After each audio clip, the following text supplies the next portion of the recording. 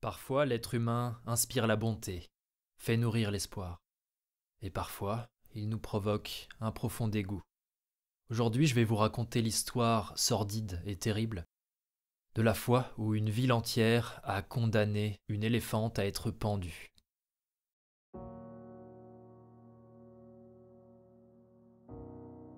L'année 1916. Nous sommes à Kingsport, une petite ville du Tennessee, aux États-Unis. Red Eldridge est heureux. Il y a un mois à peine, il descendait encore bouteille sur bouteille au fond de son gosier, dormant dans le caniveau, se réveillant avec un mal de crâne. Et puis, il ne sait plus bien comment, on lui a proposé un travail, honnête, dans un hôtel.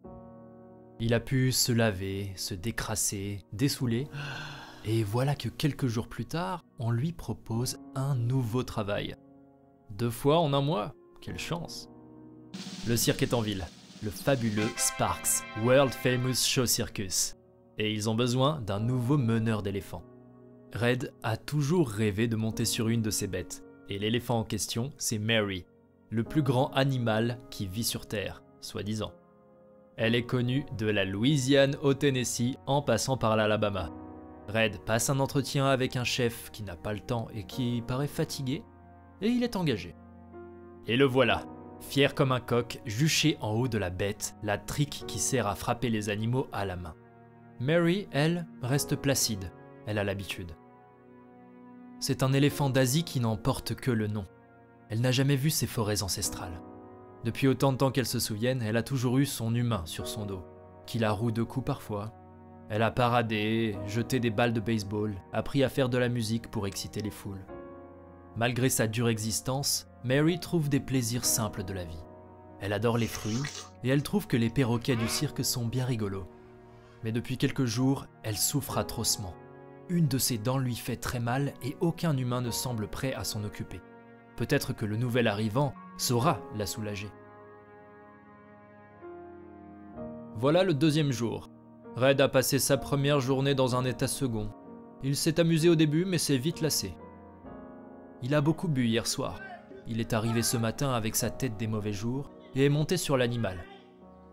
De mauvaise grâce, il part et la parade commence.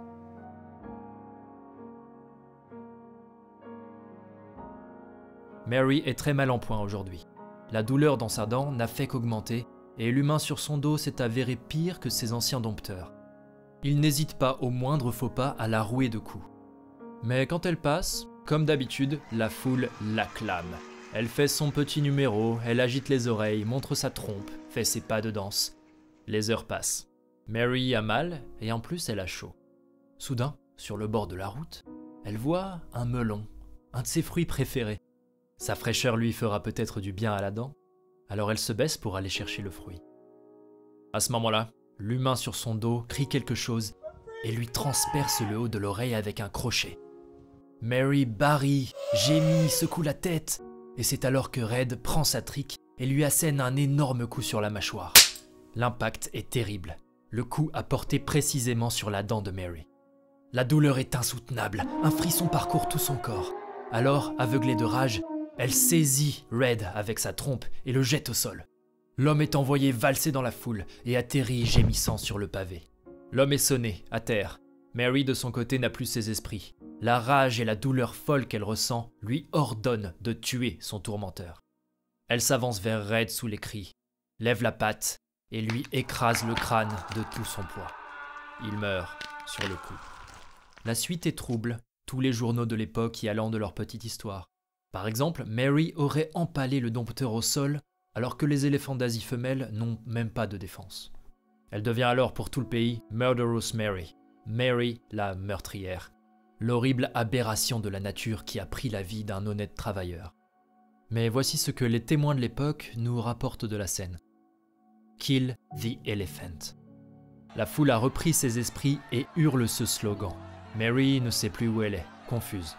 Le forgeron local, alors armé d'un pistolet, tire sur Mary 5 coups qui ne la blessent que légèrement. C'est alors que Charlie Sparks, le gérant du cirque, intervient. Il disperse la foule, prend Mary et le corps de Red est rapatrié. Le calme relatif revenu, Charlie est perplexe et il est tiraillé. Mary est la star de son show, c'est elle qui rapporte tout l'argent. Et s'il n'avait pas engagé cet idiot de Red, rien de toute cette tragédie ne serait arrivé. Mais le mal est fait. Les autorités de toutes les villes alentours lui font savoir qu'il refuserait le cirque si Mary en faisait partie. Les autres citoyens, eux, demandent à corps et à cri l'exécution de l'éléphante du diable.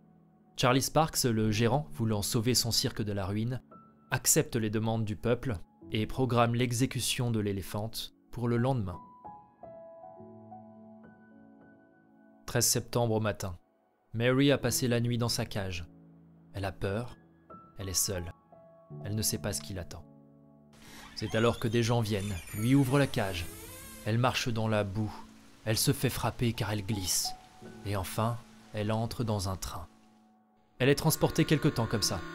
Et puis le train s'arrête. Lorsqu'elle sort, une clameur, un cri général s'élève. Une foule de 2500 personnes est venue assister à l'événement. Ils sont tous là, parents, enfants, de tous les âges, mais avec une similitude. Tous ont la vision du meurtre dans les yeux. On emmène Mary devant une grue, la foule se tait, on entoure une chaîne autour de son cou. Mary est lasse. Soudain, la chaîne se tend. Mary est élevée au-dessus du sol. Sa vision devient rouge. Elle suffoque. Les secondes passent comme des siècles. Et soudain, la chaîne se brise sous le poids de l'éléphant de 5 tonnes. Tombée de très haut, Mary s'écrase au sol, une hanche brisée. Elle n'est plus là. Son esprit est parti s'envoler au-dessus des forêts denses d'Asie, retrouver ses ancêtres. On la pend une deuxième fois. Mary meurt enfin, à l'âge de 18 ans, à cause de la cruauté humaine et de la bêtise d'un homme. L'histoire de Mary ne s'est pas arrêtée là. Elle a fait le tour des États-Unis pendant des dizaines d'années, devenant une légende locale. Elle met surtout en évidence la cruauté de certains systèmes, le cirque, moderne ou ancien. Notre pauvre Mary a vécu un enfer depuis sa naissance jusqu'à sa triste mort. Il ne reste plus qu'à espérer que son expérience tragique ait inspiré les foules à plus de sensibilité à la cause animale. Merci à vous d'avoir suivi la vidéo. C'était Chronique Mystère. N'hésitez pas à vous abonner pour me soutenir dans mes prochaines vidéos. Et je vous dis à la prochaine.